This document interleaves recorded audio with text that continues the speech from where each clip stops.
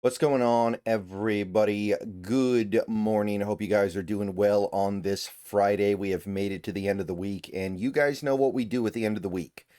We do Pass Rush Friday, and I know the game was now 8 days ago. I know that a lot of people have already kind of mentally moved on from that Cardinals game. They're thinking about the Buccaneers in a couple days, and certainly there's nothing wrong with that. I certainly couldn't blame anybody for doing that, but I do want to revisit. Well, I don't want to say this will be the last time, but I do want to specifically look at that one game one last time with this video. There may be other videos later today where we kind of sort of look back at the first month of the season as a whole, but this is going to be the last video, I think, where we just look back at that one game. So, Pass Rush Friday, you guys know the drill. We get pressure data from Pro Football Reference, and we take a look at it. Let me tell you guys about Sleeper real quick. Be right back. Before we go any further into this video, I want to tell you a little bit about my friends over at Sleeper. Have you heard about the app, the Sleeper app? Download it. I'm going to let you in on a little something now. It's more than just a platform for fantasy leagues.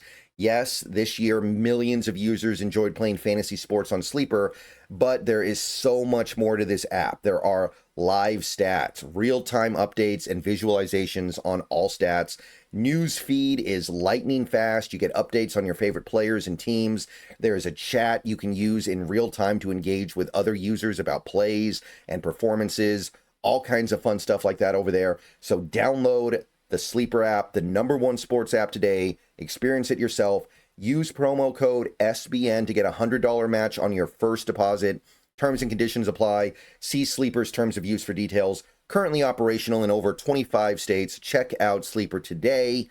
SBN promo code. Back to the video. All right, welcome back. So, surface level, the Seahawks pass rush was very good last Thursday because we had 6 sacks on Kyler Murray. And generally speaking, I think that even on some of the plays where they didn't get a sack, they did a pretty good job of making him uncomfortable. And Pro Football Focus certainly agreed with that sentiment. They gave us, what was it, 23 total pressures, I think. I'm just going to go ahead and say it. Pro Football Reference was not nearly so kind.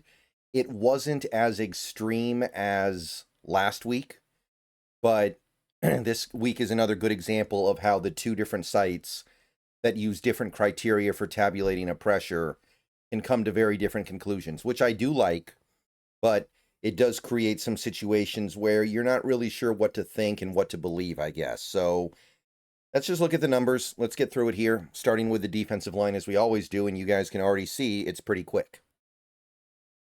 Leonard Williams, 2 pressures, so he had a great game. I think we all know that. He had a sack and a half.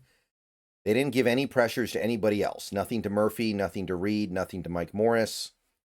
I believe all 3 of those guys had at least 1 pressure on PFF. And again, I'm not saying that one side is right and the other side is wrong, but it does kind of shed a little bit of light on the distinct possibility that some of these pressures are a little bit soft. They're a little bit ineffectual at actually affecting the play. I don't know. It's not like they're allergic to giving out high pressure numbers, right? Byron Murphy just a few weeks ago had 5 pressures in one game according to Pro Football Reference. So it's not like it can't be done, but you can see that sometimes they're just going to be stingy, and I'm not against it. Linebackers, off-ball linebackers, we did get a little bit of action this week. Ernest Jones had a pressure. He either had a sack or a half a sack, I can't remember, but he did work. And Drake Thomas had a sack of his own as well. So he wasn't a guy that I was thinking was even going to play this year. And personally, I kind of hope that as we go through this season, he's playing less and less, because it means that Tyrese Knight is getting back into form. But Drake Thomas is providing some stuff, even if I think that overall he's a very limited player. So 1 pressure for him, and it was a sack. Edge rushers, a little bit more lively this week, mostly because of Uchenna Nwosu. He had the 2 pressures, and they were both sacks. So you could call that efficiency, I guess, but good to see. Boye Mafe had a pressure as well. But that's it. And that's a little bit surprising, I think, because Derek Hall has been a guy who's gotten a lot of credit for pressures this season. And I think part of the issue is that you don't get a pressure on a play where you draw a holding penalty, which arguably is an oversight, because if you draw a holding penalty when you're rushing the passer, it's almost as good as a sack. So I don't know. I think this is just one of those things where you have to be able to look at the information and go, I understand that this information is technically correct, but it doesn't totally reflect the meaningful reality of the situation, right? And DeMarcus Lawrence only played 10 snaps, so nothing for him.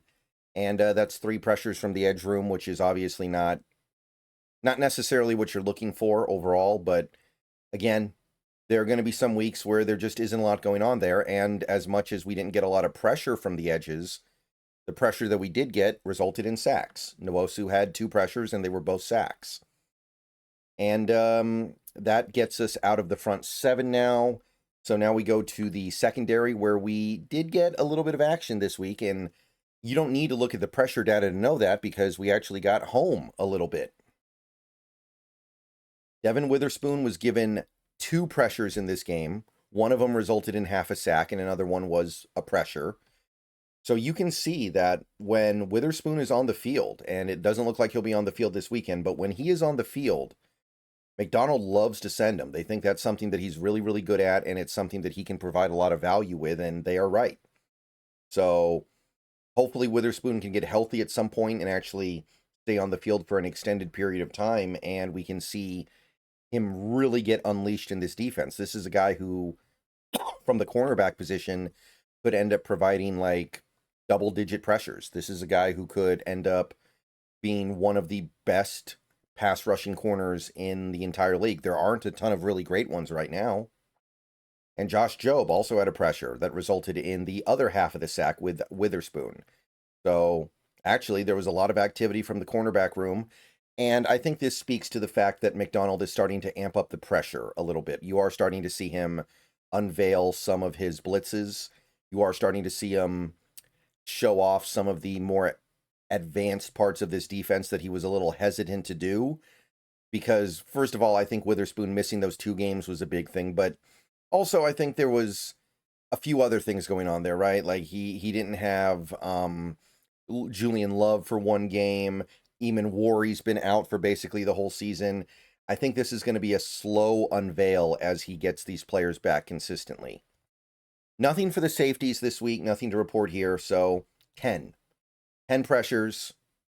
I mean, it's not bad. It's definitely not bad. And look, we are 4 games in. We're at 48 total pressures, so we're averaging 12 pressures a game. 12 pressures a game will get you to about 200 for the season. It should actually be a little bit better, but it'll be right around 200.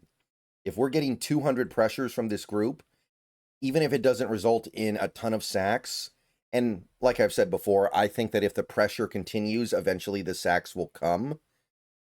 But the point I'm trying to make is that I think that is the recipe for a very, very successful defense. And through the first month of the year, all the metrics indicate this defense has been indeed very special and maybe is on the cusp of being elite.